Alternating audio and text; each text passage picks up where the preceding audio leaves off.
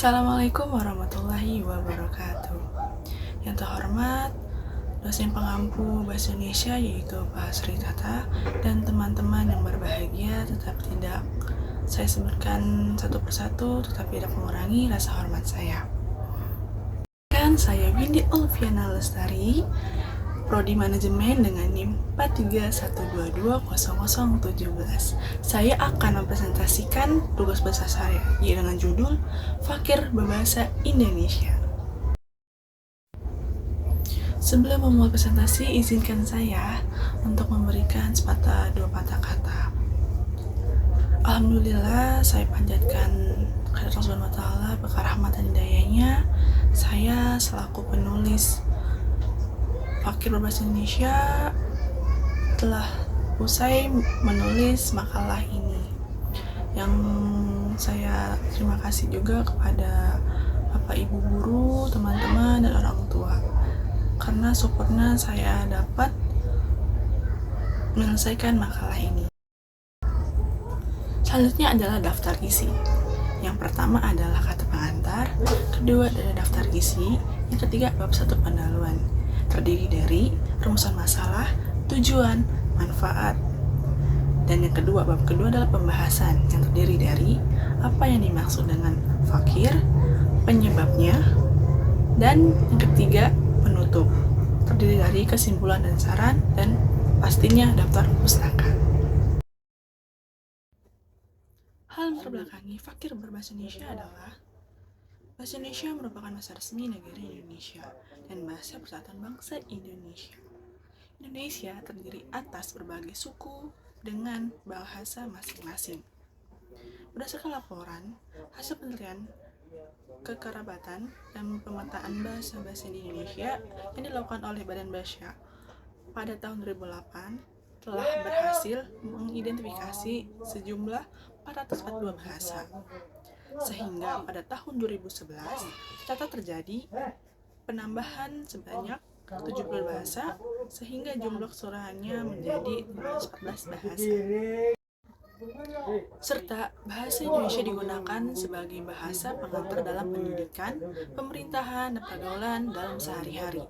Oleh karena itu, penguasaan bahasa Indonesia yang baik dan benar merupakan hal yang penting bagi setiap warga negara Indonesia. Namun, dalam kenyataannya, masih banyak orang Indonesia yang kurang menguasai bahasa Indonesia. Begitu juga banyak kosakata bahasa Indonesia yang belum kita ketahui.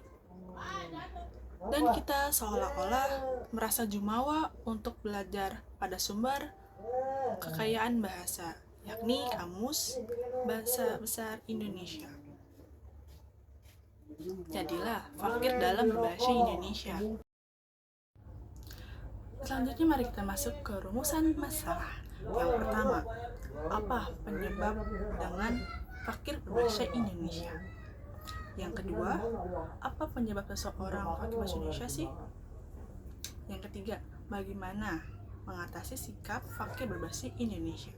Yang keempat, bagaimana menumbuhkan sikap positif terhadap bahasa Indonesia?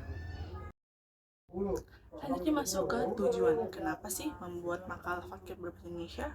Yang pertama, untuk mengetahui gaya komunikasi masyarakat Indonesia.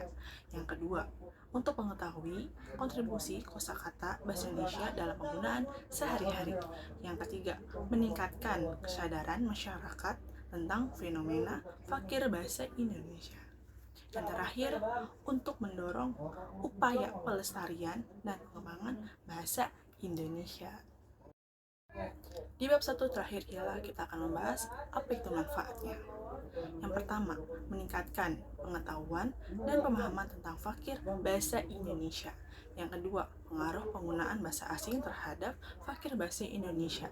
Yang ketiga, peran generasi muda dan menjaga kelestarian bahasa Indonesia. Yang keempat, meningkatkan kualitas bahasa Indonesia di negara ini. Yuk masuk ke bab pembahasan, yaitu yang pertama adalah apa yang maksud dengan fakir bahasa Indonesia? Di tengah gemerlap kemajuan teknologi dan globalisasi, ironisnya masih ada segelintir masyarakat Indonesia yang terbelenggu dalam jerat kefakiran bahasa. Mereka adalah para fakir bahasa Indonesia yang terkukang dalam keterbatasan maupun bahasa secara baik, lisan maupun tulisan. Fakir bahasa Indonesia adalah istilah yang digunakan untuk menggambarkan seseorang yang kurang menguasai bahasa Indonesia. Ketidakmampuan ini dapat berupa ketidakmampuan dalam menggunakan tata bahasa, kosakata, maupun gaya bahasa baik dengan benar. Yuk masuk ke pembahasan yang kedua, yaitu apa sih penyebab seseorang terjadinya fakir bahasa Indonesia. Bahasa Indonesia bagi sebagian orang dianggap sebagai bahasa yang paling sulit digunakan. Bahasa Indonesia juga telah diajarkan sejak pendidikan formal hingga perguruan tinggi. Namun, ini tersebut tidak langsung menjadikan bahasa Indonesia mudah diterapkan dalam kehidupan sehari-hari.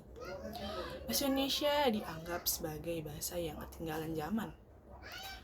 Pola pengajaran bahasa Indonesia yang terkesan monoton dan sulit dipahami menjadikan bahasa Indonesia kurang diminati generasi muda, apalagi generasi yang sekarang itu generasi Z yang apa-apa menggunakan bahasa mencampur bahasa Indonesia dan Inggris. Selanjutnya ialah masuk ke bab 3, yaitu apa sih penyebab seseorang terjadi fakir bahasa Indonesia? Fakir bahasa Indonesia adalah fenomena yang mengacu pada kurangnya kemampuan bahasa Indonesia secara baik dan benar. Dalam hal ini kemampuan dasar yaitu membaca, menulis, dan berbicara, maupun kemampuan wacana, memahami, dan menghasilkan teks kompleks. Fenomena ini dapat membawa dampak negatif seperti terhambatnya akses pendidikan dan pekerjaan, menurunnya kualitas sumber daya manusia, dan melemahnya budaya dan identitas bangsa pastinya. Kita masuk ke bab terakhir pembahasan, yaitu bagaimana cara menumbuhkan sikap positif terhadap bahasa Indonesia. Sebelum itu, izinkan saya memberikan contoh video bagaimana cara menumbuhkan sikap bahasa Indonesia. Ini apa? B. Pintar. Lagi. Ini apa? Oh iya, pintar sekali. Lagi. Ini apa? Oke. Lagi. Lagi ya. Kalau ini apa? Oh iya benar. Lagi. Nah, kalau ini apa? C. Ini mah gampang ya, Ken. 22/7 sama dengan B. Yeay, Pintar. Bagaimana respon teman-teman setelah melihat video tersebut? Karena pada hakikatnya sebelum kita mencintai bahasa Indonesia, kita harus mencintai bahasanya dulu. Ada adigium mengatakan bahwa cinta itu menggerakkan seluruhannya. Jadi dari video tersebut saya belajar bahwa untuk menumbuhkan sikap positif alangkah baiknya dari sejak dini. Karena pada saat itu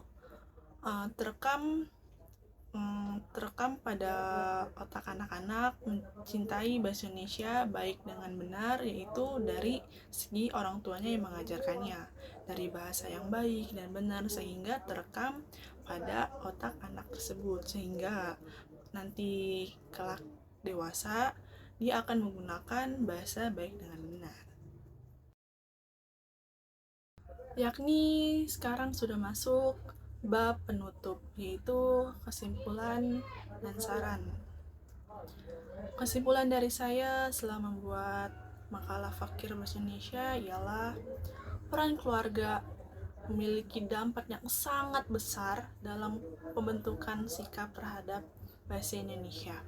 Orang tua dapat menjadi teladan yang baik dengan menggunakan bahasa Indonesia baik dengan benar di rumah, sehingga mendorong kegiatan literasi dalam bahasa Indonesia juga dapat dilakukan di lingkungan keluarga.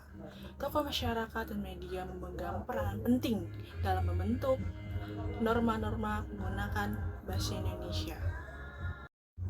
Dan saya memberikan saran kepada seluruh tokoh masyarakat Indonesia, baik pemerintah, di pendidikan masyarakat ataupun keluarga, yaitu yang pertama, pemerintah dan lembaga terkait perlu meningkatkan program kampanye dan sosialisasi mengenai pentingnya bahasa Indonesia sebagai identitas bangsa dan sebagai alat komunikasi yang efektif di bangsa ini.